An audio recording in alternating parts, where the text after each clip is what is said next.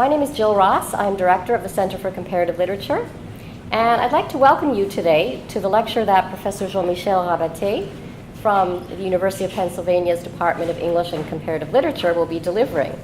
And he is the holder this fall of the Center for Comparative Literature's Northrop Frye Professorship in Literary Theory. Northrop Frye founded the program in comparative literature at the University of Toronto in 1969, a program that later became institutionalized as the Center for Comparative Literature and was the first home for the discipline in Canada. The visiting professorship was set up early on in Frye's name and has been occupied by eminent theorists, only some of who were aligned with Frye's vision of literary theory and criticism. Frye was not at all bothered by this, quipping to Frederick Jameson that, "It doesn't matter how often I'm mentioned by other critics. I form part of the subtext of every critic worth reading," end quote. Like Frye, all of the holders of the Frye Professorship take theory seriously and look beyond the interpretation of specific texts to the broader theoretical concerns of literature and culture.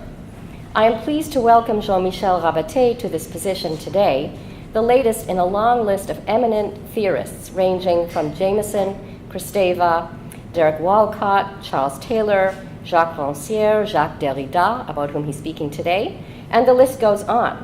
Last year we had Ella Shohat and Fred Moten. After reading a statement honoring the land on which this event is taking place, I will call upon my colleague, Professor John Ziolkowski of the Center for Comparative Literature and the Department of Germanic Languages and Literatures, to introduce Professor Rabaté. I would like to acknowledge this sacred land on which the University of Toronto operates. It has been a site of human activity for 15,000 years. This land is the territory of the Huron-Wendat and the Petun First Nations, the Seneca, and most recently the Mississaugas of the Credit River.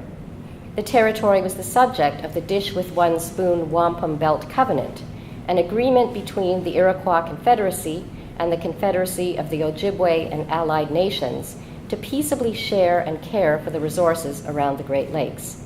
Today, the meeting place of Toronto is still the home to many Indigenous peoples from across Turtle Island, and we are grateful to have the opportunity to work in the community on this territory. Thank you. And now I'll call upon John Ziolkowski.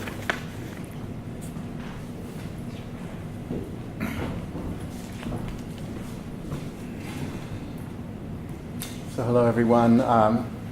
It's a pleasure to welcome Jean-Michel Rabaté, who, as you know, is one of the world's foremost scholars on modernism, psychoanalysis, and more recently, contemporary art, and of course, continental philosophy. He's written or edited 35 books on these topics. So as I was getting ready for today, I thought, how does one introduce such a massive body of work, especially when many of you already know this work so well? So instead of reciting bits and pieces of this work, let me tell you something that perhaps you do not already know, and that is that Professor Rabaté is also a brilliant pedagogue, legendary at the University of Pennsylvania, where I first met him when I was a graduate student. Professor Rabaté arrived from France in 1992 and seems to have been told only at the last second that North American professors were expected to provide a syllabus. You remember this, right? Yeah. We're expected to provide a so-called syllabus that contained the course's week-by-week readings. Not surprisingly, being told at the last second, Professor Rabaté's syllabus was sketchy. I remember things like week 1, Joyce. Week 2, Proust. Week 3, Woolf, etc. So at the end of the first class, I raised my hand and asked what we should read for the following week, and Professor Rabaté said simply, Joyce. Well, but which text will you lecture on? I asked. He thought for a moment and said, Ulysses and Finnegans Wake. Yes, Ulysses and Finnegans Wake.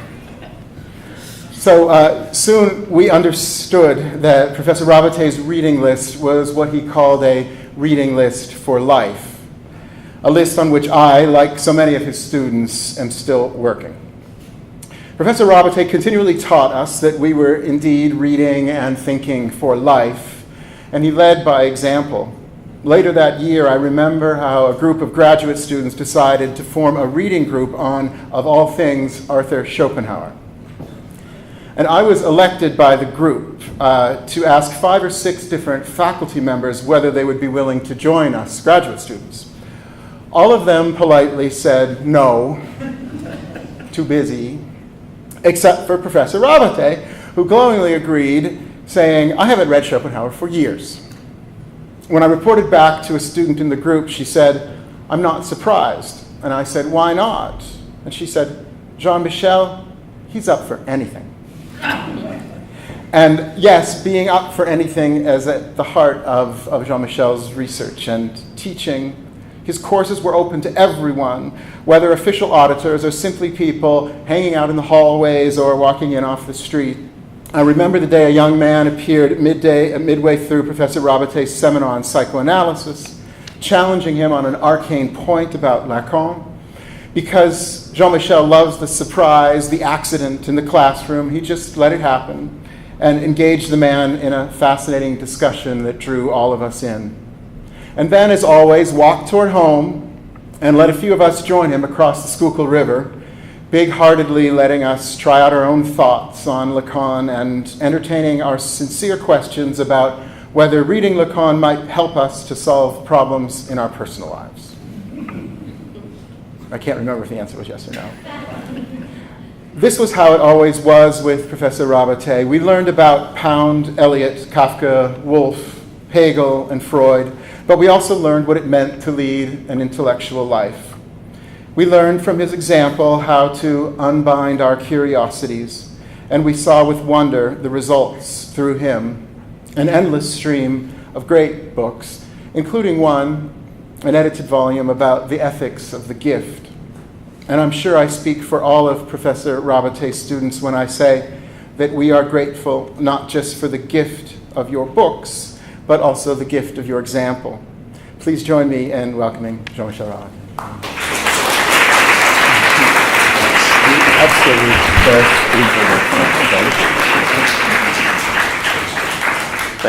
Thank you very much, John. And I had left a folder here. Oh.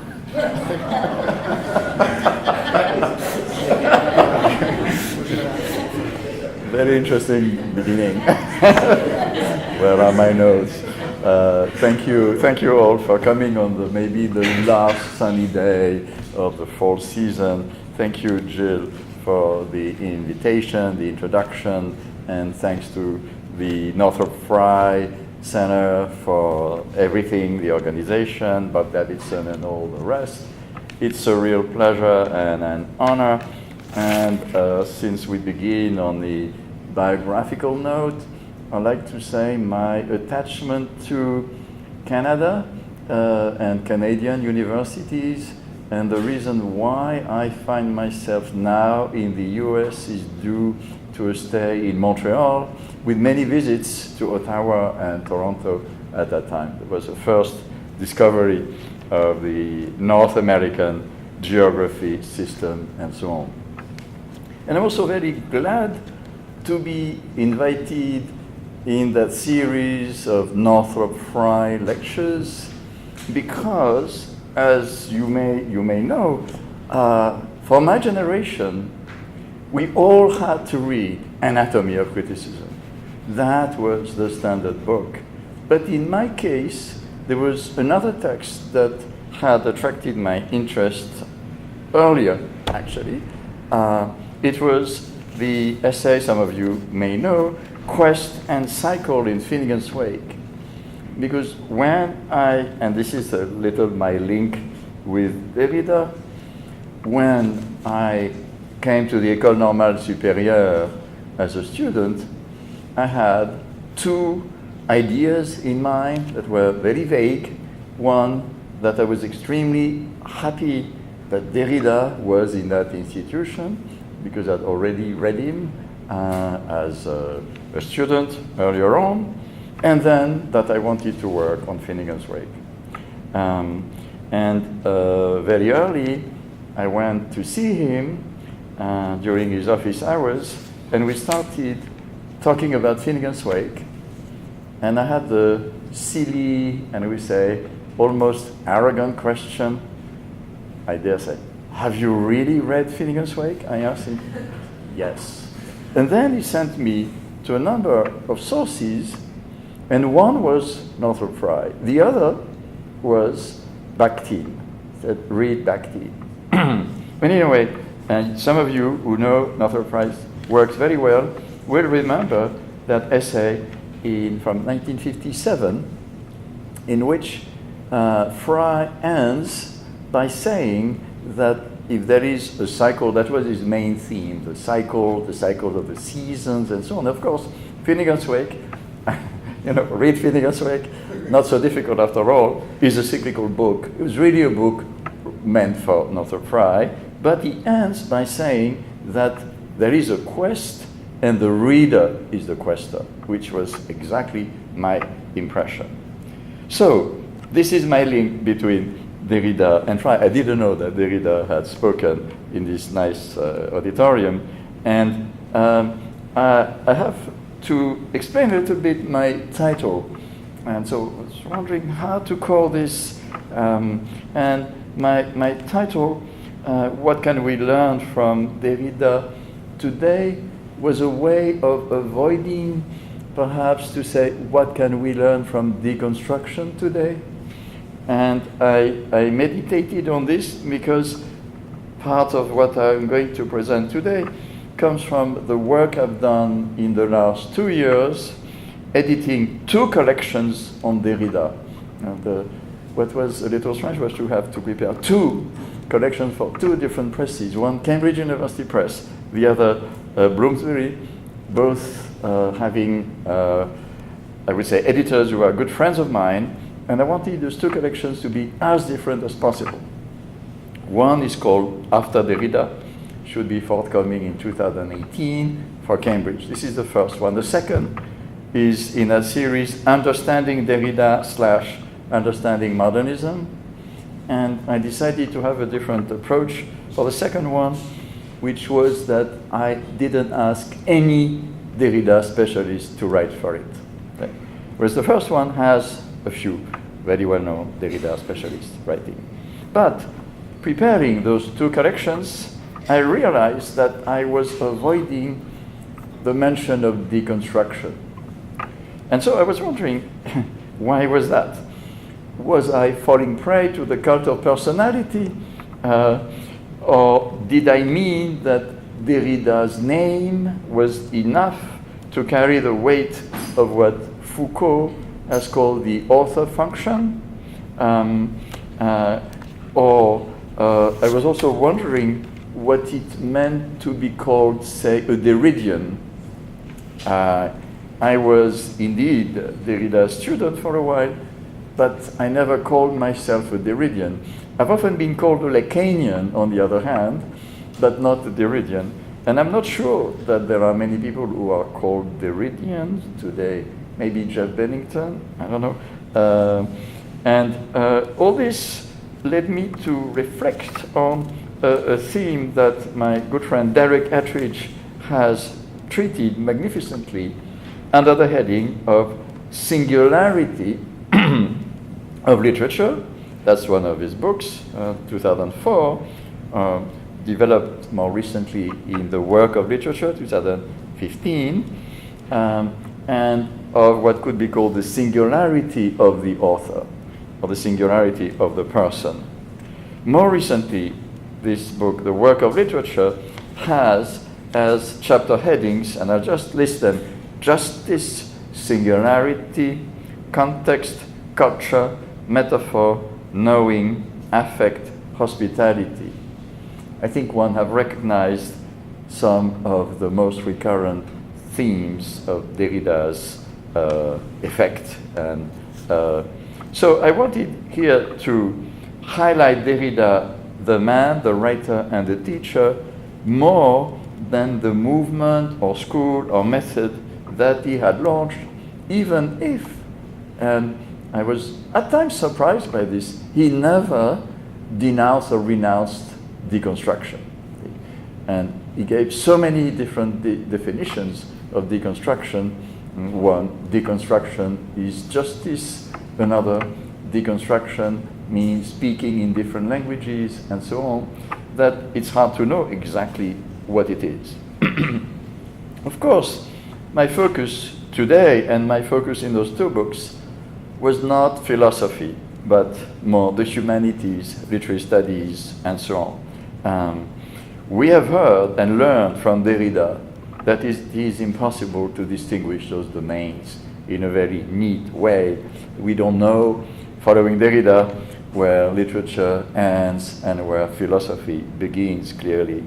But it is, of course, something that has to be perhaps mentioned from the beginning, the fact that Derrida was clearly a philosopher, but a literary philosopher as well.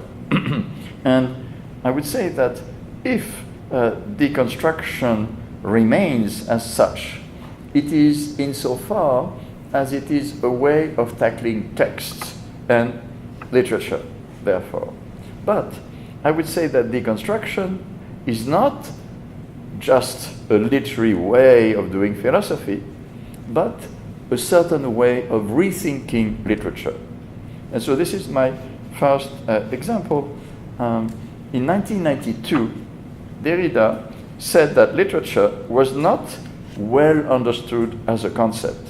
This was as a response to an invitation by David Wood, who wanted precisely to provide an introduction to deconstruction. He wanted, in that collection, very good collection, to invite people like Rorty, Habermas, and so on, who had a sort of negative appreciation. Why? Because for Rorty and Habermas, as you may remember, Derrida was not a good philosopher because he was too literary. And in his response to the invitation, Derrida asserted, surprisingly, that he didn't love literature as such, as had often been argued. He did not prefer literature to philosophy, and even said that were he retired to an island, he would not take with him books of literature, only history books and memoirs, he said. And one sees Derrida imagining himself as Robinson Crusoe, a recurrent myth for Derrida, as one can see in some of the later posthumous seminars. He adds that if he would bring books of history and memoirs, it would be to write his own literature as a writer. But then finally, he defines literature, and I quote this.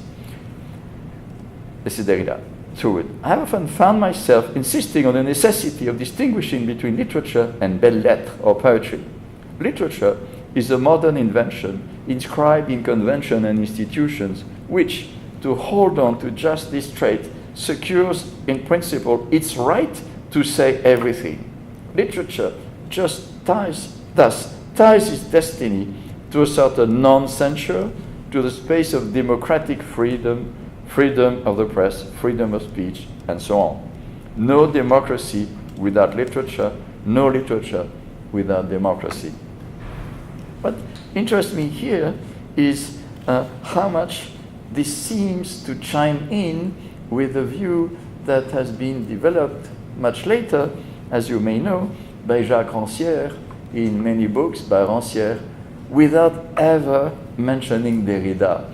That I always found a little funny.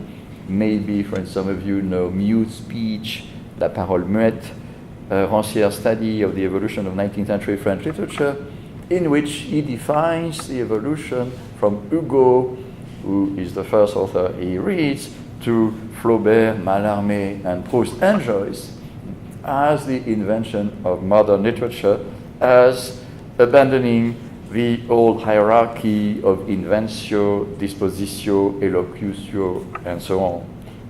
Fundamentally, with Flaubert, we have, according to Rancière, the indifference of style to its subject and a sort of new power granted to literature leading to democracy in its modern phase. So Rancière is, of course, much more historical in his problematic, but it is clear that he develops the thought of Derrida by testing it with two concepts that he takes that recur in Derrida, the spirit and the letter, if we could return to that discussion. Further back, we can think of another famous text closer to Derrida's school, the text by Lacan and Jean-Luc Nancy, and to say that I was very lucky before meeting Derrida to have Lacan as a teacher as I was in high school. When they published together the Literary Absolute, they were able to show that after Schlegel and the Athenaeum, there was a new concept of poetry originally that was to subsume all other genres and made of literature a modern absolute. What does absolute mean? And this is the key here.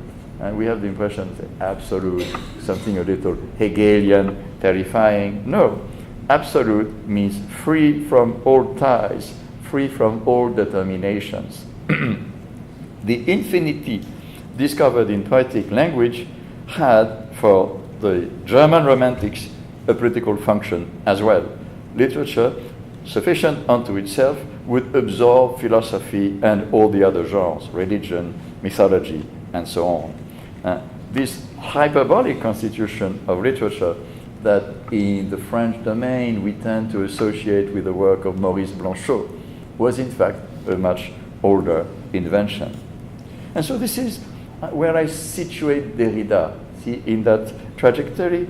And we can say that Derrida never lost sight of literature, both in its modern historical function and in its essential absolute being, structure, and so on. And of course, it is a concept of literature like that that he uses and brings to bear on many unclassifiable writers. And Antonin Artaud, Georges Bataille, Paul Celan, Maurice Blanchot, and many others. I would like to say as well that Derrida's concept of literature shares a few features with a concept that Walter Benjamin never fully developed as such, but in which you have this paradox that it is both something that leads to a future, a better future, without necessarily believing in progress. I'll quote Benjamin, and this is from the Arcades Project. It is important for the materialist historian, in the most rigorous way possible, to differentiate the construction of a historical state of affairs from what one customarily calls its reconstruction. The reconstruction, between quotes, is one-dimensional. Construction presupposes destruction. So in Benjamin, and if one rereads Benjamin's Arcade Project, one can see this dialectics of construction, reconstruction, deconstruction, and something that Derrida, of course, played on always.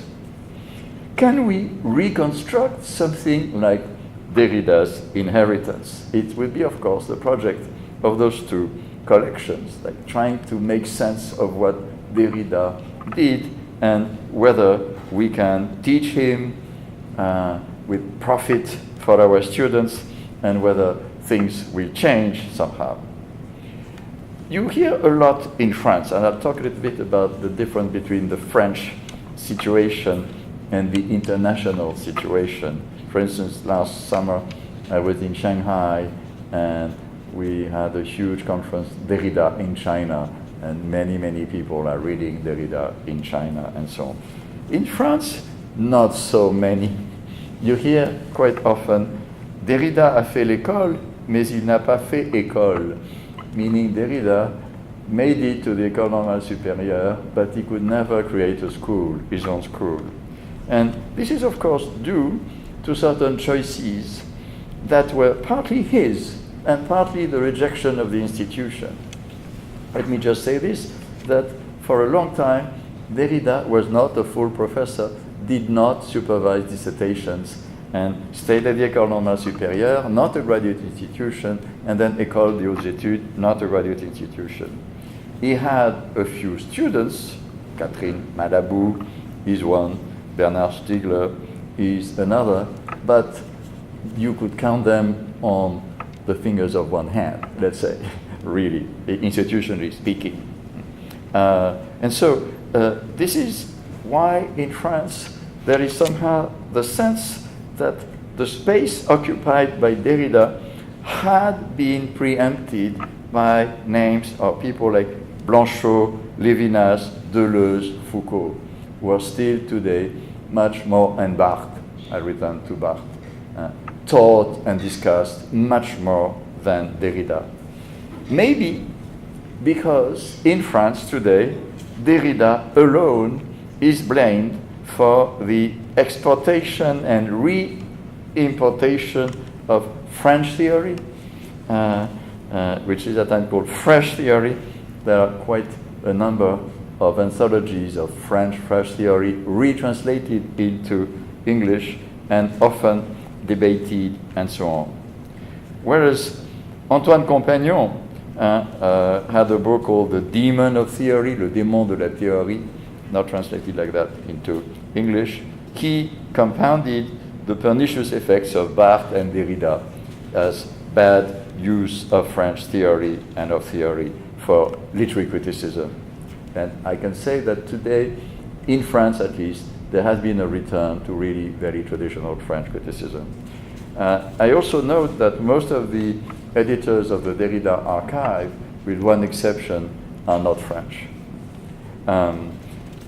Why was this moment, if we historicize a little bit what happened with Derrida, we can return to the moment when Derrida began speaking or publishing his texts.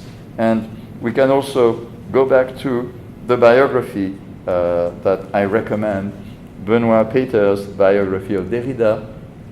I should say that if I were to teach a class on Derrida today, I would begin with that biography. Not that there are so many new elements, but it is a biography that remains extremely close to the sources. And one of my examples will be somehow something I discovered reading Peter's Jacques Derrida. In this biography, we see Derrida as a romantic, tormented, excessive, impassioned, a Byron of philosophy, somebody who was always fighting weird fights. And this is one of the questions I always want to ask, whether in his evolution, Derrida would have moved from the first moment in which he would have been more Nietzschean, more playful, more nihilistic, to a second moment in which he would have been more Levinasian, ethical, quasi-religious. I mention this because I believe that idea when I wrote a sort of entry on Derrida for a companion to theory, and now I don't. I think I've been convinced by a very good book by Martin Hägglund, Radical Atheism, in which Hägglund, who now teaches at Cornell, has shown that the main problematics in Derrida of the trace is there from the beginning till the end. And that's why he calls it radical atheism, as a way of rejecting the religious appropriations of Derrida, and I'll mention that. But one can say that it is difficult to discuss Derrida as such without having a look at all the dialogues he had with other texts or other philosophers. I remember, for instance, being present at the defense in Paris of a friend of mine, Raoul Moati, who then published his dissertation as Derrida, Searle, Deconstruction and Ordinary Language. It was very instructive for me because he had, as you know, in Paris, very, very big committee with 8 people, and I think 4 were Derridians and 4 were non-Derridians. And if you know his little book's been translated into English, he tried to be impartial. That is, he tried to write about Derrida without being a Derridian and without believing in deconstruction. And what he shows, and he convinced me there as well, was that when Derrida discusses Austin and Searle, Derrida has to presuppose a Husserlian intentionality that he then deconstructs or debunks, but that is not there in the text. But at the same time, he shows very well that Searle has so many blind spots about what Derrida is discussing that one cannot be a Searlean either. So one can see that here, at least in France, what was very clear was that 4 members were extremely negative, whereas the other 4 were quite positive, and this was not such a long time ago. So all this is quite contested still today. We are always somehow replaying the shock of the simultaneous publication in 1967 of Grammatology, Writing and Difference, The Voice and Phenomena. 3 books that still, for me today, contain the most exciting thesis in Derrida. As you may know, I don't know whether you know this, I like this passage, Levinas has compared the cumulative effect of these 3 publications, and of course Levinas had already had to suffer Derrida's deconstruction in a text that was part of Writing and Difference, Violence and Infinity. He compares this with the exodus following the German army's victory in 1940. I read this. At the beginning, everything is in place, and after a few pages or paragraphs, under the impact of a terrifying questioning, nothing remains as a habitable site for thought. Here was, besides the philosophical meaning of the propositions, a purely literary effect, the new frisson, the poetry of Jacques Derrida. When reading him, I see again the exodus of 1940. The retreating military unit reaches a city that has no inkling of what is happening, where cafes are still open, where society ladies still go to novelty fashion stores, where hairdressers cut hair, bakers bake, viscounts meet other viscounts, and so on. And then, 1 hour later, everything is empty, desolate, houses closed or abandoned, left open, suddenly the city devoid of all inhabitants.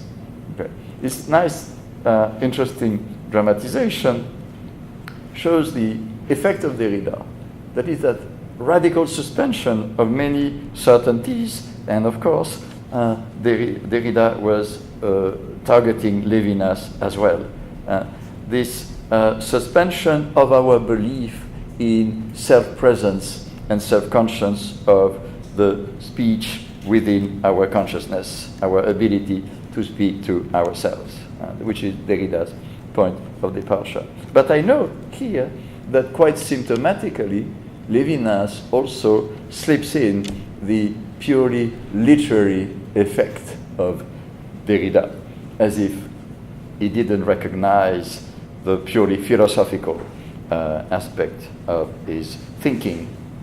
There is, of course, if we see this as Derrida's blitzkrieg, a danger in winning a war too rapidly, something that the US Army discovered after its first campaign in Iraq. Derrida's sudden victory in major American departments, mostly of comparative literature, was then followed by entrenched resistance, and then other theaters of operation were opened. Recently, in the weirdest twist, we've seen the return of the signifier of deconstruction under the pen of Stephen Bannon, the mastermind behind Trump's populist ideology. In September 2017, stating that his program was a deconstruction of the administrative state, by which he meant a dismantling of Obamacare and of the system erected by the Democrats. Is that term a symptom? Is it a symptom of Derrida's Pyrrhic victory? I would say that this leads up to complicated issues in which we have to talk about politics, but as we've seen already in Derrida's definition of literature, politics is somehow part of literature. So I would say that it's important to return to Derrida and read what he does and see the main effects that he has somehow brought to bear on literature. And clearly, for me, since I was somehow named in the book Ulysses Gramophone, I will always remember the way in which Derrida deconstructed the notion of literary competence. And that would remain as the main issue here, as John was reminding me this, idea, reading Finnegans Wake. Among the Joyce scholars of the times, you would count who was competent facing Finnegans Wake, but who had read Finnegans Wake from beginning to end more than once. This was a notion that Derrida found completely ridiculous, and he was right. But he stressed another kind of performance. Clearly, for me, at least, Derrida's using Joyce, as I mentioned earlier, not like Northrop Frye, clearly, but Joyce as a way of rejecting Husserl's idealism was a key to what he did. Not only because he called Joyce the most Hegelian of all writers, but because in Finnegans Wake, and this is really the text that for Derrida was the key, more than Ulysses, you have this allegory of the struggle between the two brothers shown on the side of speech, Shem on the side of writing. Joyce helped Derrida throw a wrench into the works of Husserl's phenomenology, and even, one might say, of Heidegger's deconstruction, somehow. And clearly, this is where we have to see that his reading of Joyce is also a Freudian reading of Joyce, and a reading of the Joycean effects. That is, the fact that he was, at the time he wrote that essay, addressing Joyce's grandson, who was present somehow. I would just like to say that for Derrida, the question of the singularity of literature has always been connected, and this is why it's hard to read, connected with considerations of frames that can be, at times, a little bit exorbitant. And so it's hard to know how to make sense of it. And then there is the added difficulty that in a few cases, when Derrida defined issues like poetry, there's a famous text first written in Italian, Che cosa è la poesia, in which Derrida, I don't know whether you know this text, defines poetry by the wish to learn by heart, which is a little somehow strange if we see Derrida as somebody who stresses the role of writing above all. What does it mean? It is, of course, a way of, and he uses a sort of little story of a hedgehog on the side of the road, a sort of Heideggerian fantasy, but one can see that in many cases, Derrida appears as non-Derridian in a way Marx apparently said, I am not a Marxist. And so Derrida was perhaps on the side of deconstruction, but clearly not a Derridian himself. And Artaud would be another example, and we could return to Artaud.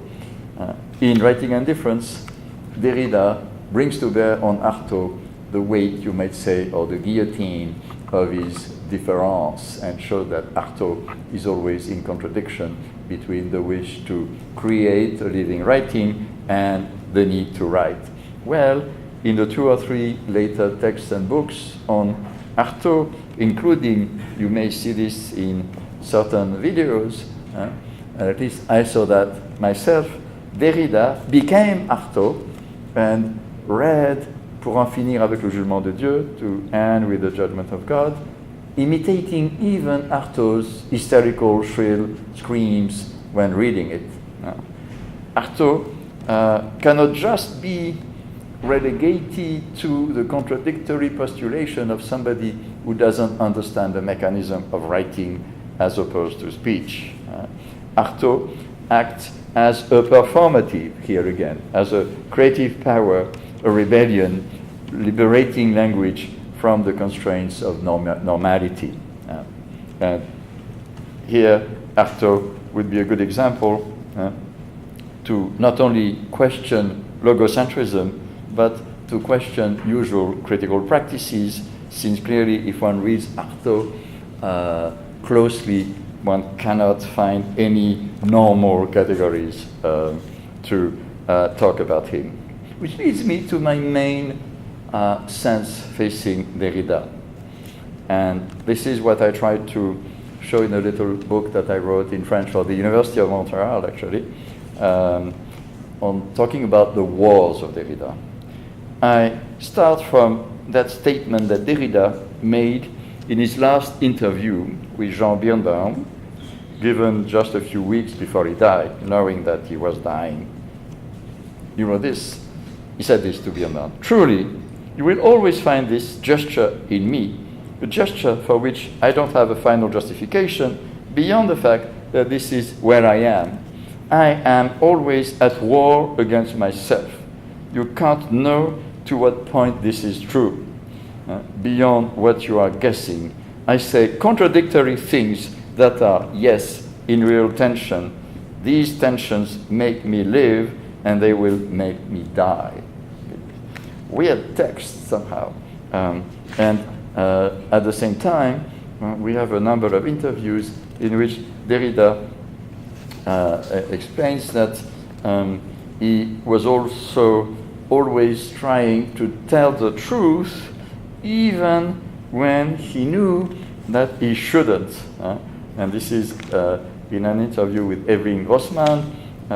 He says that this has created many enemies. At times, I did write texts I knew would hurt people. They were, for instance, critical of Lévi-Strauss or Lacan. I know this little world well enough to know that this would create problems. However, I could not keep my criticism to myself. And he goes on saying, even if I were condemned to death, I would have to say it. Which somehow poses the question, and it's something that I think one can see in many texts of Derrida, the interestingly aggressive tone of many texts of Derrida. So I would like to combine those two ideas. And there are here facing Derrida as a man at war and a man at war with himself, which is a double sense, something that can be understood differently. And in a number of people have thought about this and have reacted differently. Christopher Norris, for instance, in a very interesting text, an interview, thinks that Derrida wasted his time by being too much on the side of polemics. He thinks, and I know many people who believe that Derrida should have stayed in a relative obscurity in France, not go to the US, not become a world celebrity, not get entangled in all the fights with Habermas, with Searle, and so on, with Foucault, and keep on to his original work on Husserl and deconstruction of Husserl and Heidegger. On the other hand, a philosopher who is really, in a sense, the opposite of Derrida, Alain Badiou, has a very different opinion. He sees Derrida as a man of peace, and that he sees Derrida deconstructing all the binaries, not only between voice and writing, but also nationalities, Jew, Arab, and so on, in order to develop a philosophy of peace. But, as Badiou also says, this is in a little portable pantheon, I think that's how it's translated into English, petit portion portatif. he also says that Derrida somehow left the scene of the political fights in France to go to the US and somehow be in a sort of extraterritoriality. I just, in the time that is left, give two examples of what I see at work in this question of war. The first one I owe to the biography of Peters. When I read it, I didn't know that Derrida had immediately written 42 pages in a letter to his friend Pierre Nora, who had just then published in 1961 a little book on the French in Algeria. Okay. Nora, as you may know, it may be perhaps today better known than Derrida in a sense, is the main historian of everyday life and many other things. Nora and Derrida were together in high school and at the École Normale Supérieure, both Jewish, but of course Derrida came from Algeria, whereas Nora had been sent there for 2 years and wrote a very interesting book that now, after the biography was published, was republished with Derrida's letter. 42 pages to a friend.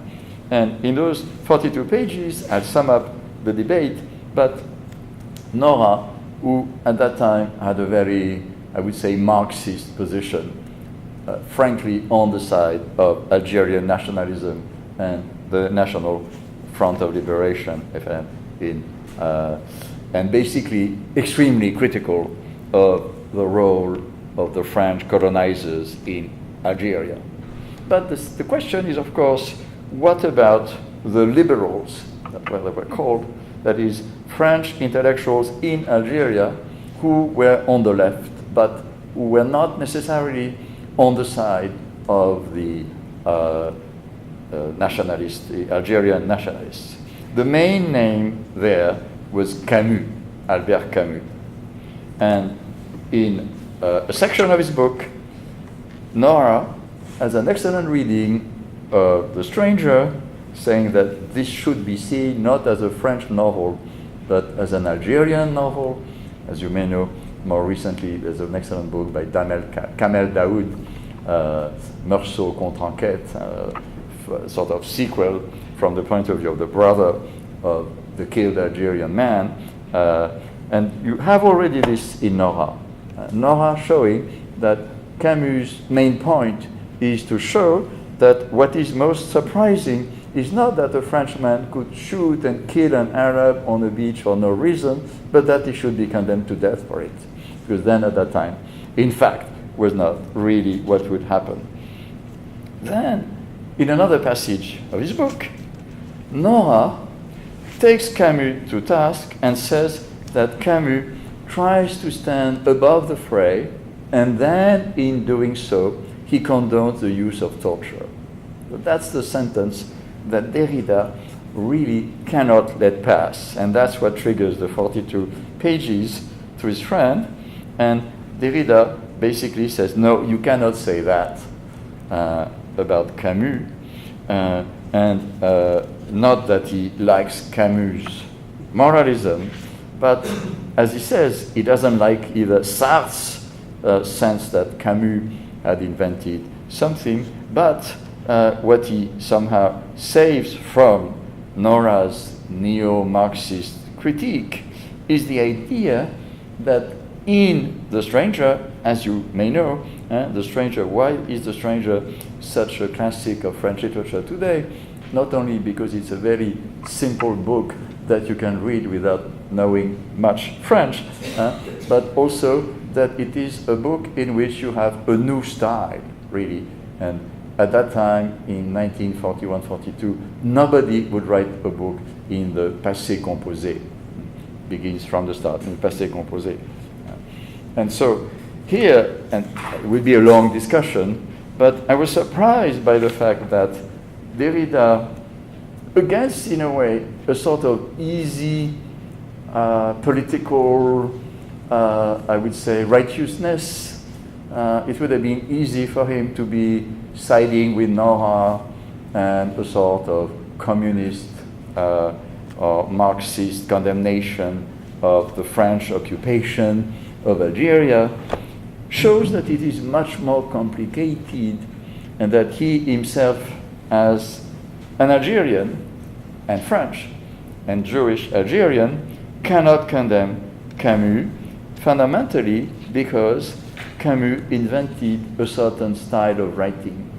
And here, I hope you can take a look at that very long letter and at Nora's book, but I was absolutely surprised to see that in Derrida's letter, he somehow falls back on Roland Barthes. And when Roland Barthes was a very, very young man, in 1944, one of his first essays was an essay devoted to the stranger. And basically, what Barthes says is that in The Stranger, Camus invented a degree zero of writing in French. We know this theme in Barthes, writing degree zero, but the point for Barthes was not just to see in Camus a predecessor of, let's say, the Nouveau Roman and other things, but as he says, it is the only style that can give voice to the horrible historical situation. Barthes writes this, the white voice, the only voice that can fit our unredeemable distress. This is, of course, written in 1944. But the point I wanted to make here is that, indeed, in Derrida's highlighting the concept of writing, which was his concept, he had a predecessor, Roland Barthes. Okay. Roland Barthes, we could return to this, but clearly Roland Barthes had, as we know, with his book, introduced a sort of counterversion to Sartre's idea that literature was just political like that. And for Barthes, it was too simple. And so it's interesting to see, maybe without knowing it, Derrida in conversation with Nora, and basically Derrida on the same lines as Roland Barthes almost 20 years earlier. What is interesting as well is that Derrida was haunted by Algeria all his life. In many, many texts, he returns to it, and he, in the monolingualism of the other, he says, what does it mean to be a Franco-Maghrébin? In Circumfessions, he identifies with Augustine, Saint Augustine. Why? Because he describes Saint Augustine as very dark, very African, like himself. So there's always been this strange hyphen of French and Jewish, French and Algerian, and of course, he always questions this hyphen. And this is, of course, in the context of a meditation on war, because Nora's text, and Derrida comes back to it, and Nora's text explains that Algerian nationalism was in fact the consequence of the treatment by the French army after the Second World War. That if the French hadn't started bombing and shooting people by the thousand as soon as there were little insurrections or demonstrations, maybe they wouldn't have, this nationalism wouldn't have taken the role it has. Another struggle, another fight, since I mentioned Lévinas earlier, is Derrida on Lévinas, and this is what I think is one of his masterpieces, maybe.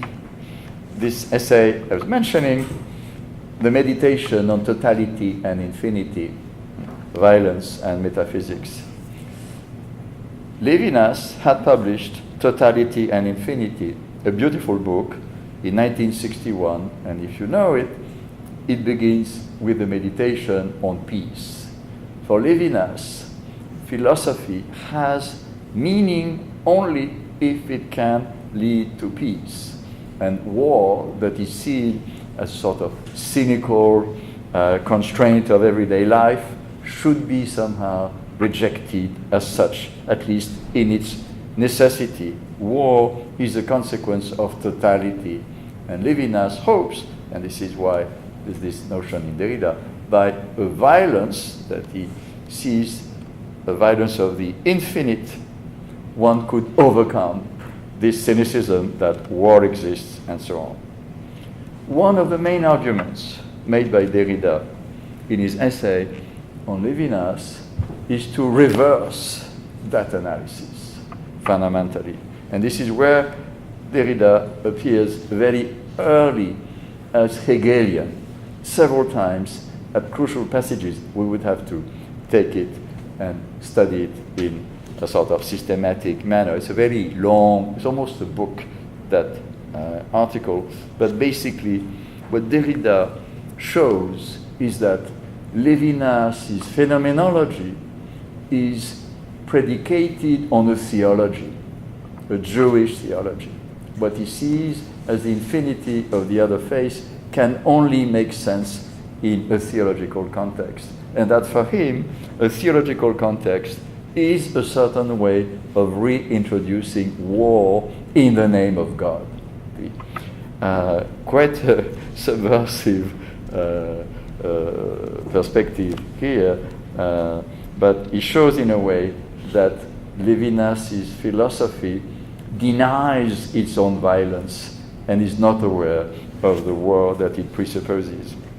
This is how, in a sense, this is my sort of personal nothing it. When Derrida, when I invited Derrida to speak on Joyce, one of the first texts he gave at the Centre Pompidou, still remember this occasion, I was between Derrida and Hélène Sixou, who had been my thesis supervisor, and it was quite a scary moment for me, but Derrida just took to read Finnegans Wake, to show that it is easy, 2 words. He war, W-A-R. And for Derrida, he war, of course, he was and war is. Or he that is, sort of Yahweh, God's name, is war. He found that already there in Finnegans Wake.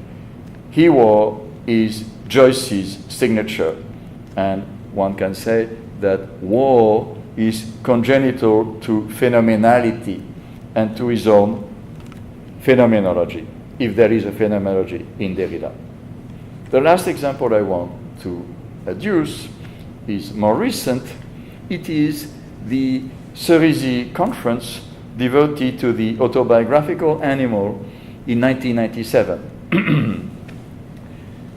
In 1997, so I owe this to a good friend of mine, Alain David, with whom for many years I worked on Levinas and Derrida. Alain David gave a beautiful lecture on The Name of a Dog, that is a text by Levinas, which Levinas is the title, in which Levinas narrates a story from the war. Levinas, being Jewish but in the French army, had been saved from extermination by being treated as a war prisoner. And then one day, but at the same time, it was a camp reserved for Jewish prisoners, and they were treated a little horribly, but not exterminated. One day, they saw a dog who became their friend. They named that dog Bobby. And then Levinas, in that beautiful essay, ends by concluding this dog was the last Kantian in Nazi Germany, because that dog recognized the Jewish prisoners as human. It's a really magnificent text. He ends like this: he was the descendant of the dogs of Egypt, and his fierce growling, his animal faith, was born from the silence of his forefathers on the banks of the Nile. Here, we just send you to Derrida's posthumous book, The Animal That Therefore I Am, which contains the most ferocious critique of that essay by Levinas. And when I read it, I was really surprised because from the Cerisy conference that I had attended, Derrida hadn't mentioned Levinas in his presentation on animals and so on. He was only talking about his cat and so on. But I'm sure it is because of Alain David's essay that made a moving plea for the centrality of this text that he was somehow forced to come to terms with this beautiful text by Levinas. And basically, the question that Derrida asks is, has this dog a face? And he goes through Levinas's writings, and he sees that Levinas hesitates. And Levinas, according to Derrida, doesn't know whether an animal has a face. And then Derrida is absolutely ferocious. He says, if he doesn't know whether an animal has a face or not, then how can he know what a face is? If he doesn't know what a face is, how can he talk about the face of the other and base his phenomenology on the face of the other, and so on? So it's like pulling one little thing, like little Bobby, does he have a face? Or a snake, he takes the example of a snake. Does a snake have a face? Even if we can anthropomorphize, let's say, mammals, let's take a snake or an oyster. That would be the example I would take. Has an oyster a face? Clearly for Derrida, yes. For me as well. But I'm French, so it's a little different facing oysters. But not for Levinas. See, not for Levinas. Why? Among other things, because Levinas, being a very orthodox Jewish believer, thinks that animals can be ritually slaughtered. So there is no ethics facing animals. Dogs are a little apart, but otherwise, if you respect, of course, the rules of kashrut, you can kill animals. And for Derrida, this is problematic. And this is also the violence of religion. One can say that for Derrida, this question of the face is in fact a way of dealing, and if you know the animal that therefore I am, a title actually that doesn't translate the little joke in the title, Que donc je suis, which in French means both I follow and I am. I have to choose here. But fundamentally, what Derrida is trying to show is that what he rejects there is Agamben. His main enemy here is not Levinas, but Agamben. And here, I think one can just read the pages devoted to Agamben, but Derrida has no difficulty in showing that the famous binary invented by Agamben between Zoe and Bios cannot hold 1 minute under a serious philological and philosophical investigation. So one can say that indeed by being very nasty to Levinas, he also gets rid of somebody who was a sort of rival and partly enemy, showing that the concept of bare life could not be defined in any rigorous manner. But at the same time, what interested me here is the fact that, and you see, in being very aggressive facing Levinas, it is also a moment when Derrida's later texts sound totally Levinasian. So that's what I mean by being at war against himself. See, he was, in a way, exercising the Levinas in himself. So, to conclude, I just gave a few guidelines, maybe, to answer to my implicit question: what is the value, what is the use of Derrida's work, what can he teach us as readers of literature? And I would say that, first of all, Derrida, to me, brings to the fore a concern for philological probity. And philology could be a term that we could use here in his dissection of words.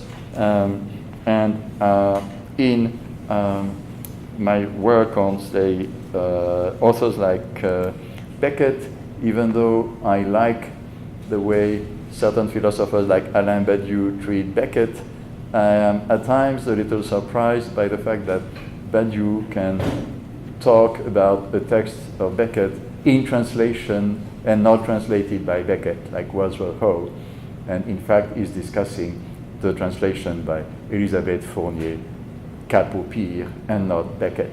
See, this is something that poses many, many problems. I had written about this in a little essay in French, and we can return to it. But this is a kind of, I think, mistake, I would say, clearly, mistake as a reader, like to think you talk about Beckett when you talk about the French translator of Beckett that Derrida would never have made. Derrida always starts, and I think it has to do with the singularity of literature, from a text idioms and the idiomaticity of text somehow. See, then there is this question that appears more and more in the later text: the openness to the other. The il n'y a pas d'autre que l'autre, and so on. All the paradoxical formulations, or "Oh my friend, there are no friends," or the this openness to the other that is almost always presented in a paradoxical manner or aporetic manner, which is Derrida's way of reading via impossibilities. And I think this is something that I really like in his essays, that he brings you to a certain point of impossibility by rigorous reasoning, like in the book on the gift. You reminded me of it. The book on the gift is to show that there is no gift. There cannot be any gift, because you can always find a certain hidden unconscious economy at work in the gesture of the gift. But then in the end, there are nevertheless some gifts. See? So how to think beyond the impossibility is what Derrida teaches us, and I think is very liberating, and it's something that I teach my students to do. I often tell my students when they write papers that they shouldn't know what they are going to find, that if they know in advance what they are going to find, it will be a bad paper. It will be just a medium, a sort of boring paper. If they don't know what they find and just follow their thinking, and even there find complete contradictions, they will find something that is better. Then another point made by Derrida is the rejection of exemplarity of literature. That's a key issue for Derrida, and this is why we cannot really talk about a program here, and this would be here indeed something that I recognize as a main pitfall of, say, Lacanian readings of the text, or Žižekian readings of the text that are often very convincing, but then you have the impression that a text or a film have just been made to demonstrate that Lacan was right to describe the fantasy with a little lozenge and so on. Derrida never does that. See, for him, this is missing the singularity of the text. A text cannot be an example of a theory. The theory should open the text, but not be confirmed by the whatever has been adduced, whatever medium, and so on. And finally, if we just go back to Joyce, since this was my starting point, and maybe a Joyce that shouldn't be seen so cyclical, perhaps, but more open, is the idea of the open cycle of Finnegans Wake. What can you see is that when Derrida reads Joyce, he not only questions the idea of totalization, the totalization of knowledge. He imagines that in Finnegans Wake and in Ulysses, Joyce would have given an archive of culture. But this is also a neat formulation of Derrida, an archive of the future that is open to the future, to the avenir. And fundamentally, when what he likes in Joyce is Molly Bloom's yes, and this is the great moment for Joyce, yes, yes, yes. And of course, a lot of this has to do with his friendship with Hélène Cixous and the concept of feminine writing and so on. So finally, to conclude, is that with Derrida, we have somebody who doesn't necessarily help us. It generally prevents us from doing certain things. Is embarrassing, is difficult. He poses difficult questions, and the most difficult questions. And this is why, for instance, his work on feminism, many feminists hate him for certain things he said, because there's nothing that will prevent Derrida from attacking feminists if he feels that there is a problem with feminism and so on. But I like that ethical concern about what is just. And so this is indeed what he meant when he said that deconstruction is justice, and what preserved his own thinking from closing onto itself is that inner dialogism that I think we all have, more or less, maybe some more than others, but I have at least, and I can say, like Derrida, I am at war with myself. Thank you.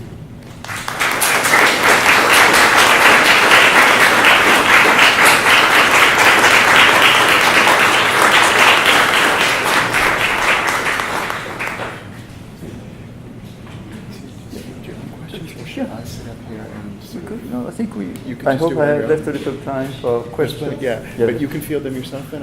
Yeah, okay. Yeah, well, thank you very much for the really wide-ranging and rich presentation. And Jean-Michel said he'll field his own questions, so just go ahead and whoever wants to jump in. Yes. Thank you for the rich intellectual history.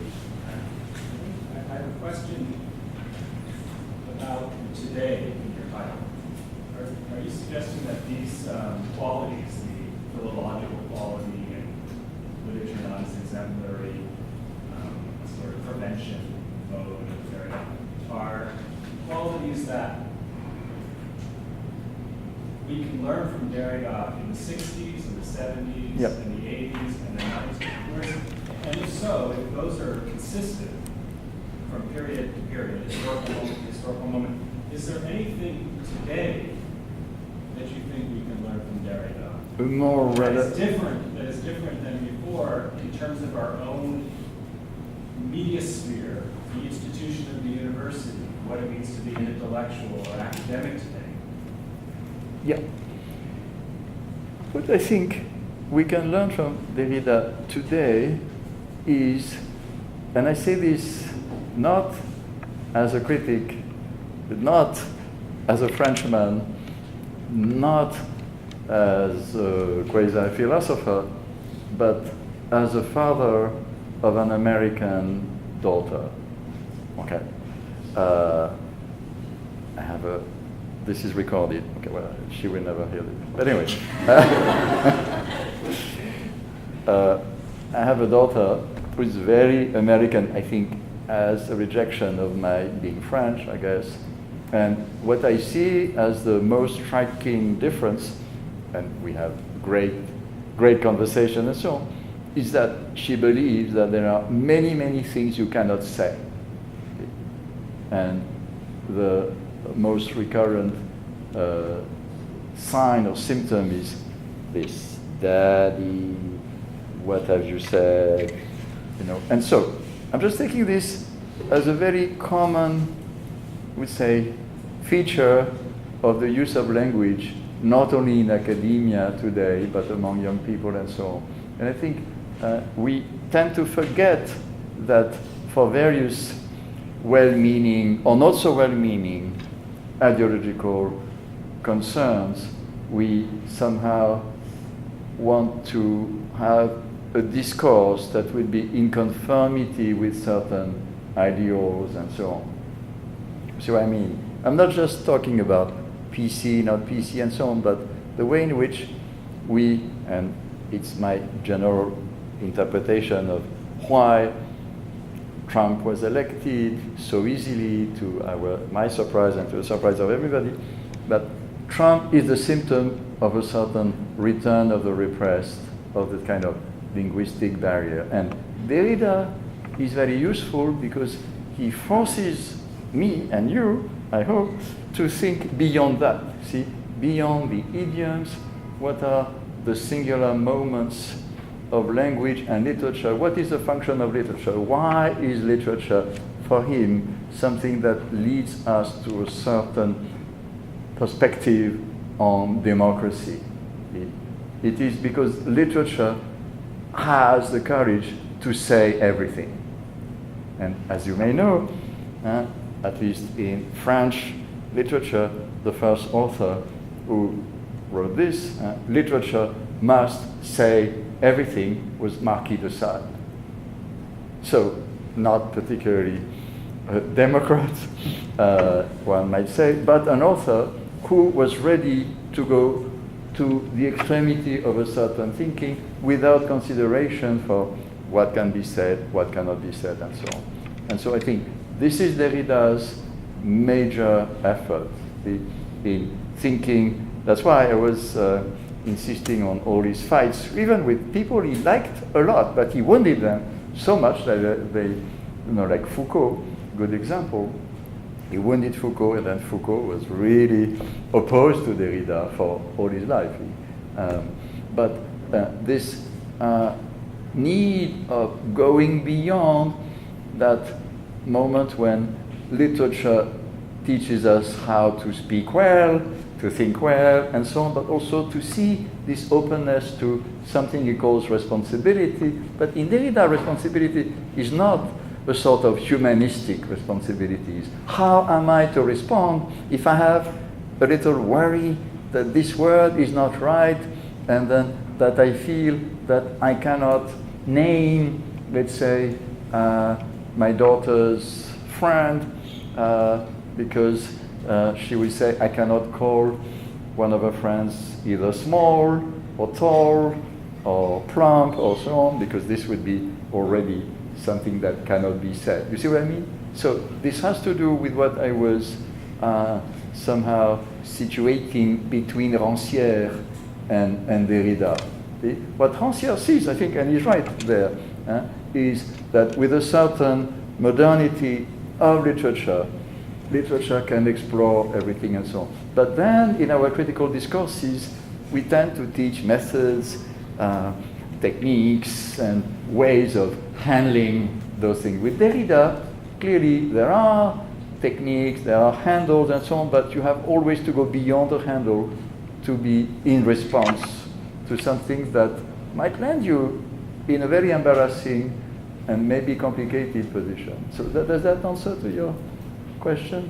It's in view of today's political situation that I think someone like Derrida is quite important, and I had the impression, to be quite honest, that this was also what made him so important in China today, where basically, as you know, you cannot have any discussion about politics without walking in the open and being sure that nobody is reporting anything and so on. See, and in which people are even worried of thinking certain things.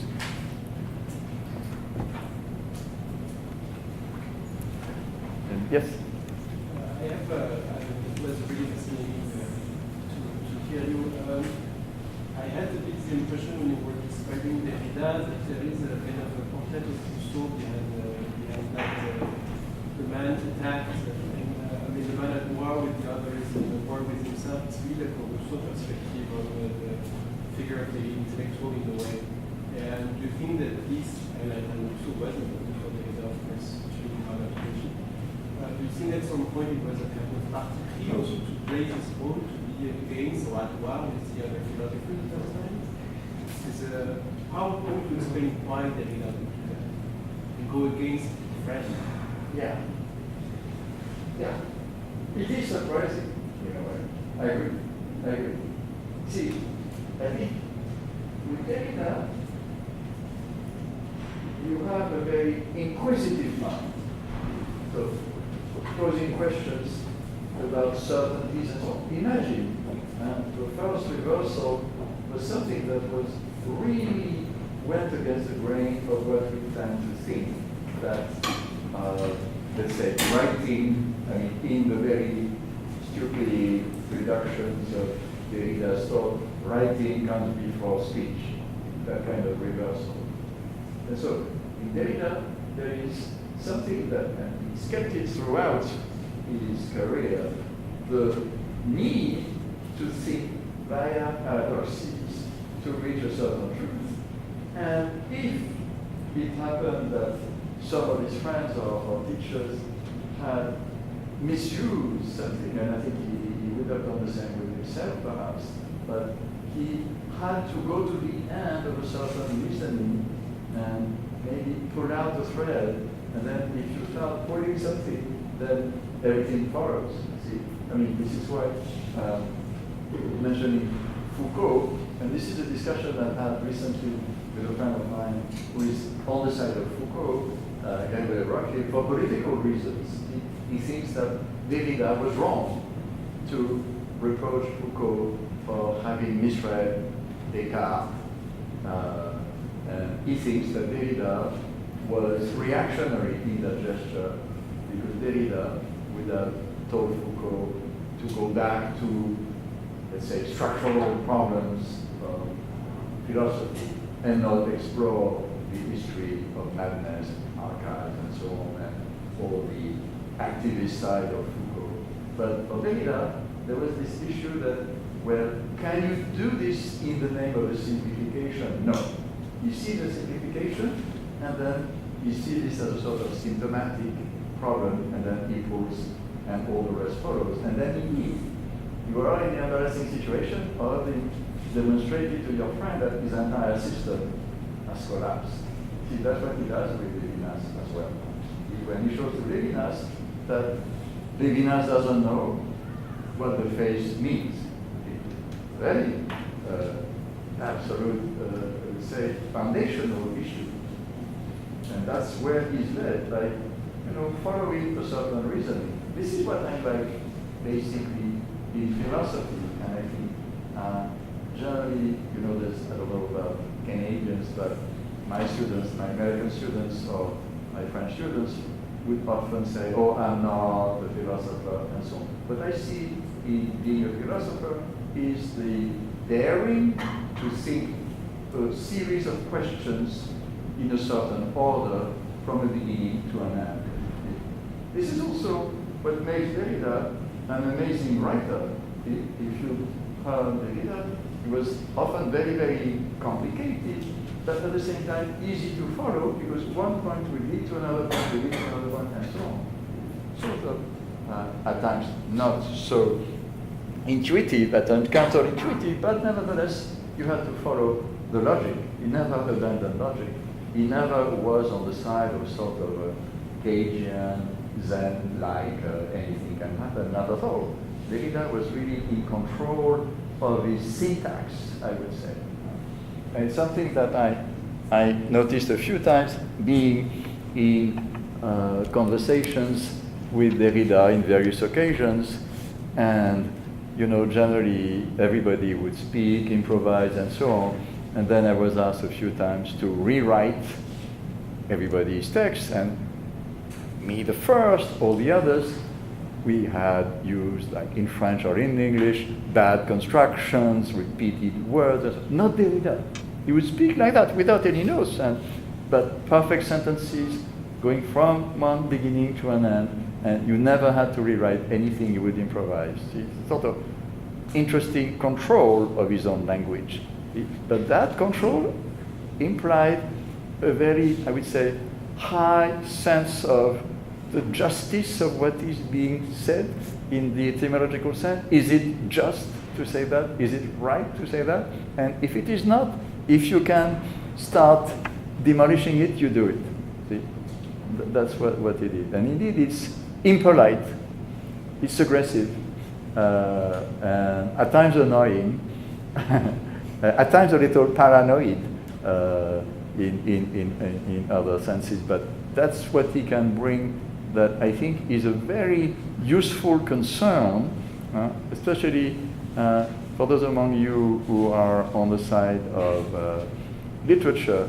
I think one needs to think through literature. Literature makes us think, and you have to think through the text that we read. And that, I think, he has, precisely because he would engage with literature much more than any other philosopher. As a philosopher, I would say, Derrida was not a poet, not a literary man. His style in French is not poetic, whereas Levinas is much more poetic. But yeah, does that answer your question? Thank you. Yes? I'm thinking about some of what you were saying in relationship to my own kind of current undergraduate teaching of literary theory. And so I'm going back to this idea of literature can say anything. Yeah. And I feel like if we were talking about that in my class, I would want to get the students to move in the direction of thinking, well, like literature can say anything because of a, because of a kind of, to say that is to make a kind of sort of structuralist or post-structuralist point about how that the language is in suspense, it's in a kind of quotation, so there's a sort of structural openness to it. It will mean something different. It might mean something else. We can't decisively say what it means. We have to kind of keep reading it. It changes in every event of reading, sort of rather than kind of going with the sort of the freedom from censorship line. Like rather than saying like literature, either that sort of like the literary text can mean anything, or the literary text can say anything, and therefore shouldn't be subject to any form of censorship or political critique. Or so I'm kind of wondering if that indeed goes along with the way that you're thinking about Derrida saying literature can say anything, or literature can say everything. Or whether you're attributing to Derrida, I'm wondering, like a more romantic sensibility, because you use that word, and in that way, and would that be a way that you would read him as at war with himself, in terms of that romance of literature, which is in some ways very anti-deconstruction, or not quite sort of post-structuralist, or... Right. Yeah. But I think when I was thinking of censorship here in that context, I was thinking more of self-censorship. Do we teach texts that describe rapes? Do we teach texts that describe suicide? Do we teach texts that teach about anti-Semitism? I mean, to go back to John's evocation of my first seminar at Penn, it was quite interesting because what I had planned originally was a class on Ezra Pound, and I was told, no, you cannot teach Ezra Pound. I said, no, but look, Ezra Pound was at the University of Pennsylvania, great coincidence, and so on. No, not Ezra Pound, not in 92. That's to provide the class and so on. But, like all those examples I just gave now, I had a discussion last year with a friend and with a student of mine actually who wrote a sort of independent study on Werther and the translation of Werther into English and the way in which in the 1820s and 30s there were many translations of Werther into English, but each time you needed a sort of introduction to moralize the text and not see it as a praise of suicide. And myself, when she started working, I thought, can I supervise a little work on Werther? Isn't she suicidal? Won't I have a problem with her parents and so on? See, that's what I mean. We are, I don't know about Canada, but in the US, people are extremely careful. And a few times, I forgot, we were talking yesterday about a text I like a lot, precisely because it is a sort of aggressive text. Coetzee's Disgrace, see? Coetzee had the courage to describe the rape of a white woman by three black men. See, scandal. What should we do? How do we treat that? That's what I mean by the courage to tackle those things. It is also connected with the other aspect you mentioned. I mean, for instance, it's always interesting for me to be reminded that the effect of Ulysses, since we talked about Joyce, and you may have seen this really excellent book called Ulysses, The Scandal of Ulysses, in which the author writes a sort of novel about Ulysses and shows that what shocked everybody in Ulysses was not the obscene parts, because they didn't really understand them, but the fact that in the 4th chapter we see Bloom shitting, at length for 2 pages. That hadn't been done, see? And Joyce, I don't think, wrote this with the idea of shocking his readers. He just thought, okay, a novel should be able to describe the body, and I have a character who goes to stool, and I'll describe it, and it's beautiful poetic prose. But it is that. And that was, even for someone like Ezra Pound, as you may know, this was intolerable. You cannot write that, as you may know. Woolf as well rejected Ulysses as this is a scandal and so on. So the most enlightened contemporaries, and Woolf had read Freud and so on, shocked by Ulysses. Now, of course, we've read Ulysses, but do we really read Ulysses? You see, this is the kind of question that in which it's very, very hard to distinguish between the form and the content. That's the key somehow. I don't just mean experimental writing a la Stein, right? But all those issues, like for instance, once I taught William Lewis' Tar, a great novel, but in the middle there is a scene of rape, which is a horrible scene, by Chrysler, a really negative German character who rapes a nice woman. Half of my students were really shocked and said, you should have warned us. I forgot. Now I am careful, and now I have also integrated a sort of self-censorship. But this is what I had in mind when, like, are we going to teach 120 days of Sodom in class? See, I don't. I like that text a lot, and I often use it in connection with Beckett, but I'm not going to assign it to an undergraduate class. Maybe to a graduate class I would, but not to an undergraduate class. See? So all those issues in which, so for me, facing this, I am less Derridian than Lacanian, I have to say, because I think that there it's interesting to consider the unconscious weight of certain things and the role of repression, basically. And that's a certain way of introducing the dynamics, the interaction between the teacher who proposes certain texts and how you deal with them and how you have to warn people. But it's in my practice so far, nobody has complained, I think. But of course, I have an easy weapon. I'm French and I have sort of extraterritoriality. I don't know what I'm doing. But well, if I were American, I think I'd be more in trouble, more often in trouble. But you see what I mean? It's more these issues of how we prepare a reading list, what texts are we going to study, how experimental are we going to be, and so on. Are we going in French literature to teach Céline, all of Céline, for instance? See, an amazing writer, but a horrible person. So how do we deal with that? Kind of question that I often have. Yes. To get back to an earlier topic,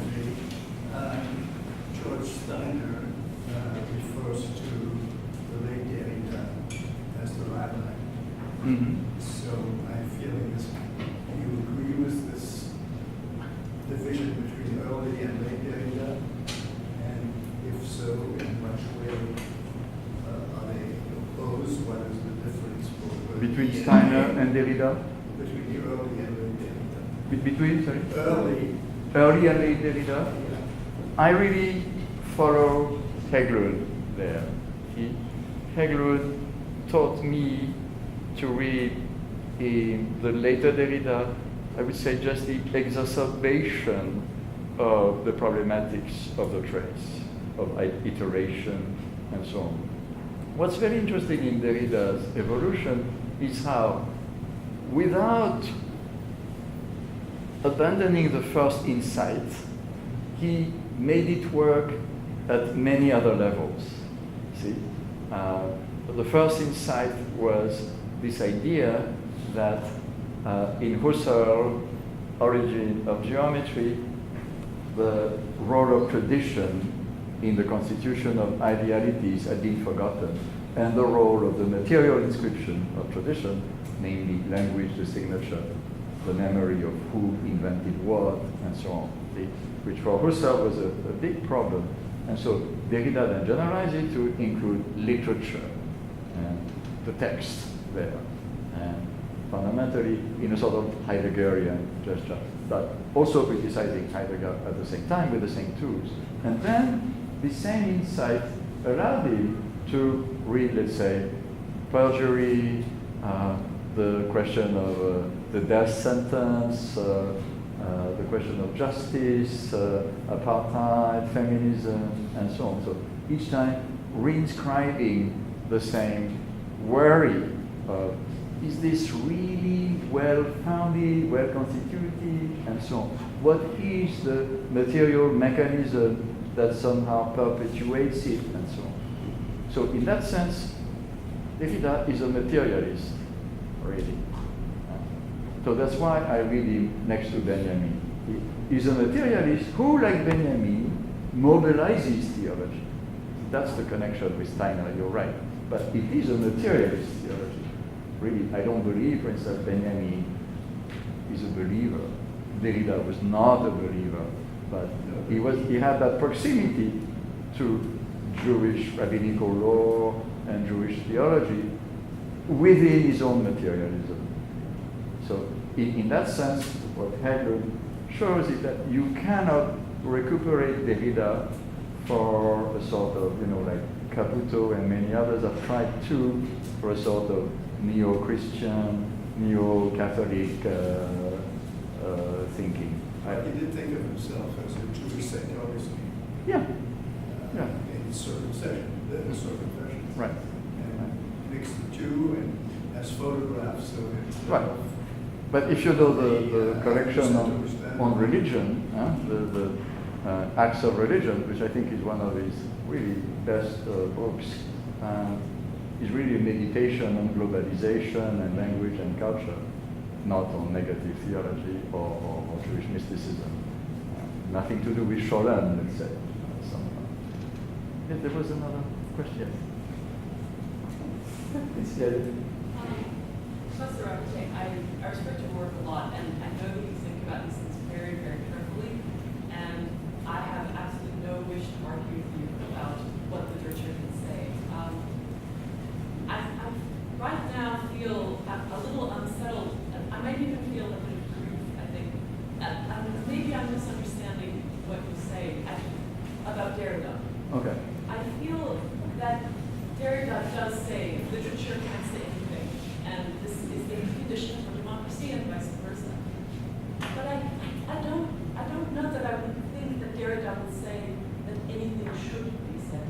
And I'm an American, so since we're talking about nationality, this is why the pain is happening. I feel that maybe you weren't saying it, and so this is kind of an invitation. Could you clarify? Because I feel that that there are things that literature has a right to say, but then there's the larger question of what can be said in society to each other. And it's, there was an earlier moment in your talk where you said Steve Bannon using the word deconstruction is a symptom of the appearance of, in 1967, of a blitzkrieg of publication of Derrida. I didn't quite know how you wanted us to take that. I mean, in a way it was funny. But in another way, what do you mean? And what do you mean that Derrida would say right now, we have to be able to say anything? Because I think, especially in America, we're starting to see that the saying of things is right. creating this. And I know that you think about this yes. very carefully. So So Yes. I don't disagree with you about literature. I agree with you about that. But could you say a little bit about where Derrida would fit in this today? See, Trump. yes, Today. yes. It's a good question. Because I didn't say that literature should say everything. Okay? But it's more a question of quid juris. What would be the authority that would decree that literature cannot move into, say, a domain? Okay? But to take a simple example, child pornography. If we say that, okay, if we say we all agree, I guess, that child pornography is ugly, horrible, and so on, okay, then Lolita, take Lolita, it's bad, okay? Problem. Should we just say, oh, well, when Nabokov wrote this, it was less, no. I think Derrida's point is, what is the judgment that will say, you cannot say this because it's not done? Or again, see, we all agree that hate speech is bad, and we have this French writer, Céline, who wrote all those really nasty anti-Semitic texts, and is nevertheless one of the best novelists or writers of the 20th century in French. We invented something in French. Are we going to say we should censor those texts? No. See, basically, you're embarrassed when you read them, of course, and you may cringe and you hate him, but it is what he wrote.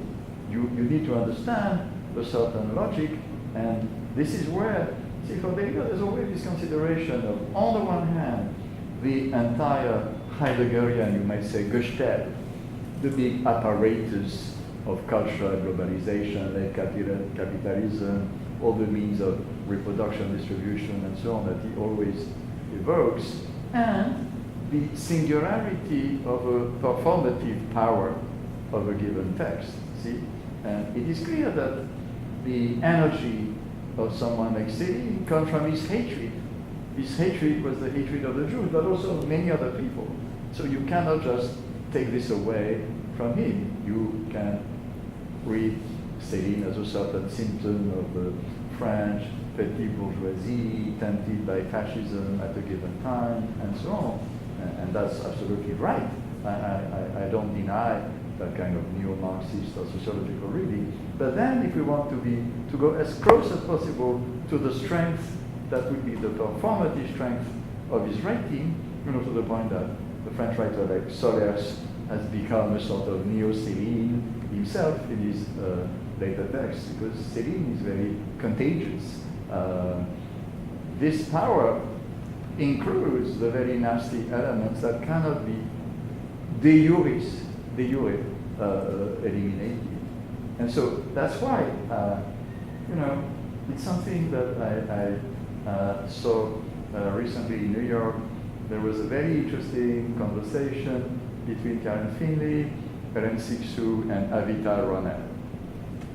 Karen Finley, you know her work maybe, enacted in a very parodic manner. It was fantastic. Grabbed by the pussy. And so they were all three making fun of Trump and so on, grabbed by the pussy and so on. And it was a sort of feminist take, very funny, very witty, and so on. But not being American, when I discovered that sentence, I first laughed. I found it ridiculous. But then, talking with friends I had who are not intellectuals or not academics, and who are not necessarily on the left, I realized that we're absolutely not shocked. I said, yes, of course. Locker room, conversation, and so on. Then I realized that, so this is where I was slightly in disagreement with the gist of what being performed and said in New York by Karen Finley, and I think Helen Sixou also was critical, because it seems to me that this moment, that was not something that Trump had engineered, but he was able to exploit it for himself.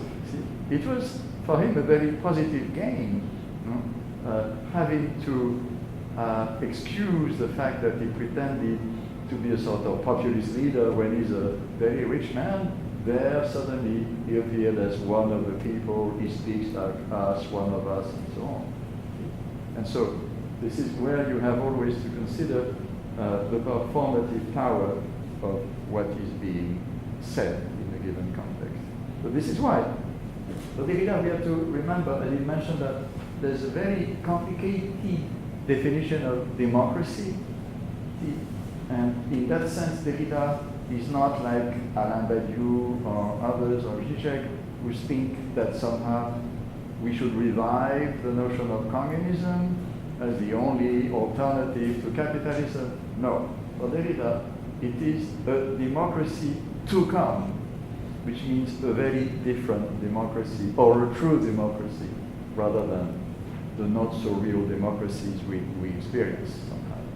So it's a democracy in the making, which we don't really know exactly what it could be like somehow. Does that answer the question? But thank you for your honesty, because I am also troubled by certain aspects of that question. It's true. It's true.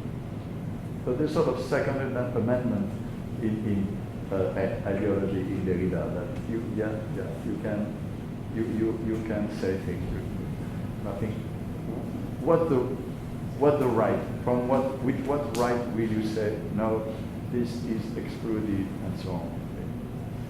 Complicated issues somehow. Any other question? Time for maybe one more question.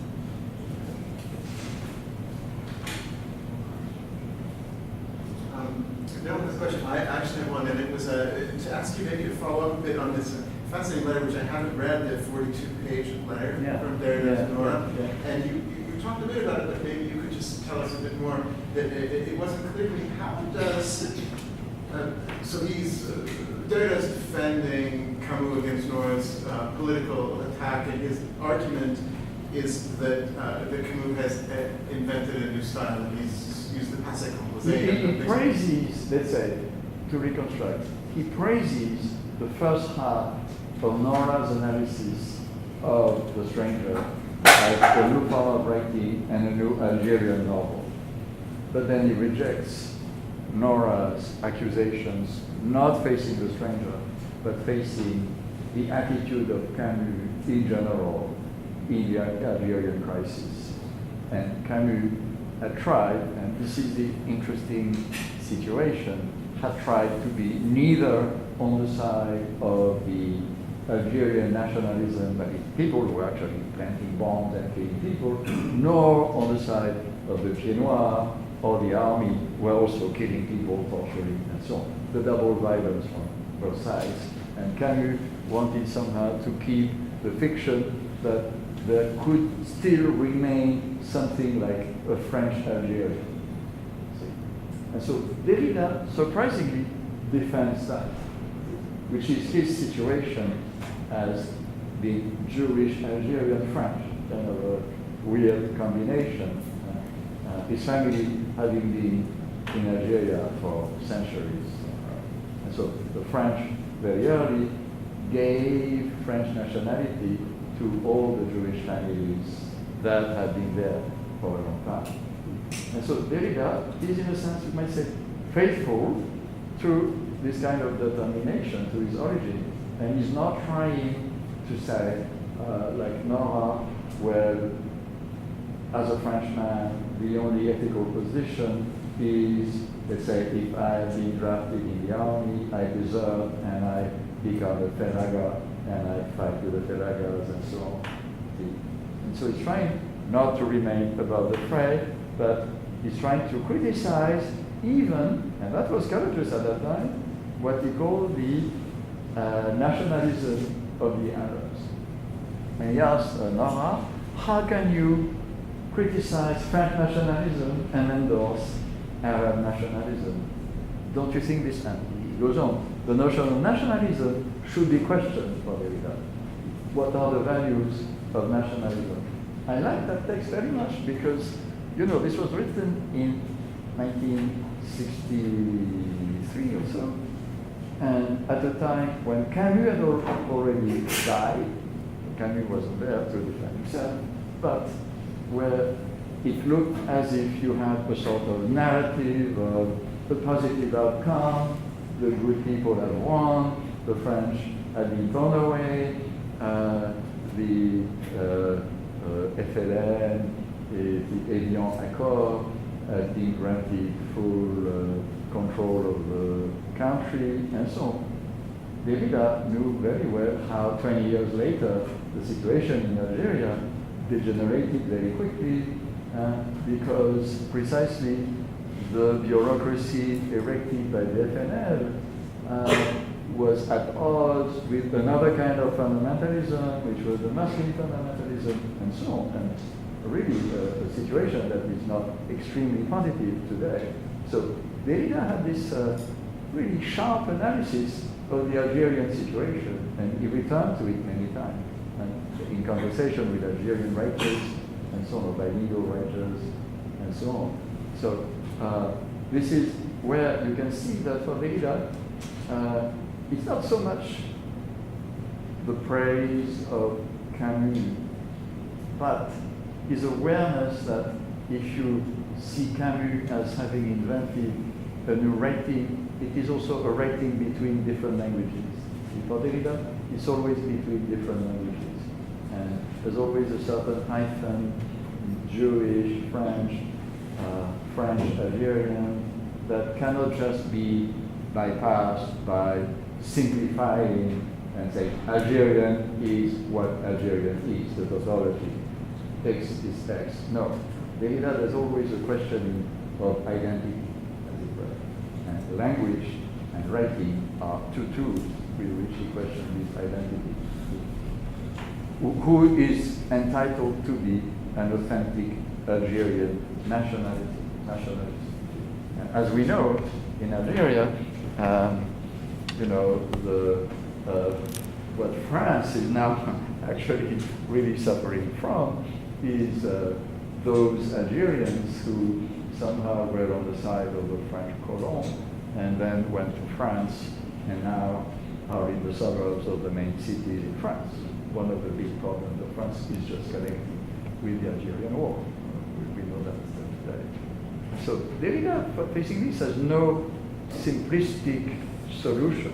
See, Nora thought at that time the right attitude was to be with the French Communist Party that actually had originally voted for the war, but then caught itself, as it were, and became an ally of the FNL.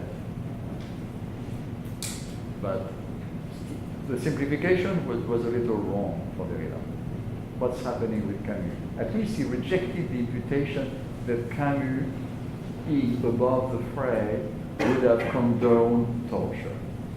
That was an ethical slur on Camus. But Derrida was not a friend of Camus, not a disciple of Camus, couldn't let pass. You cannot write that. That's what he 42 pages in that letter to just say to his friend, you cannot accuse Camus of condoning torture because he wants to avoid taking sides. No. That's an ethical concern, basically, but it has political consequences. And Derrida was always, in that sense, a sort of French, non-French, à cheval, as we say, French on several cultures and so on. But we all are, I guess, today. Any last question? Okay. So thank you very much, Jean-Michel. I just wanted to say thank you not just for the talk itself, but for the conversation afterwards, and what a pleasant reminder was for what a compelling intellectual conversationalist you are, and the associative knowledge that comes through, and also just the honest, open debate with everyone. So thank you very much. Okay.